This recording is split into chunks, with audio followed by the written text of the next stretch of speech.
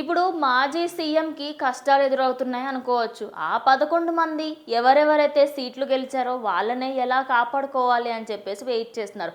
అయితే ఆయన నల్గొండకి వెళ్ళినప్పుడు ప్రజలందరూ మేము మంచి చేసినా మమ్మల్ని ఓడిపించారు అంటూ నెగిటివ్గా మాట్లాడారు.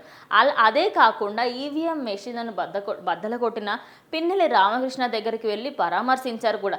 వీటన్నిటి పరంగా ఒక నెగిటివిటీ ఆల్రెడీ క్యాడర్లో ఫిక్స్ అయిపోయింది. మరి ఇలాంటి నెగిటివిటీని దూరం చేయాలి అంటే ఆ 11 మందిని ఉండాలి అని చెప్పేసి బ్రతిమాలుకోవాలి కదా.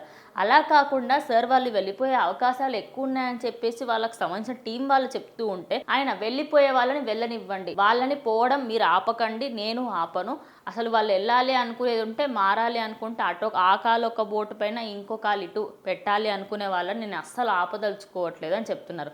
ప్రజెంట్ ఆయన చెప్పిన ఈ మాటలకు సంబంధించి ఎవరెవరైతే గెలిచారో వాళ్ళు వెళ్ళాలా వద్దా అనే ఆలోచనలో పడ్డారట.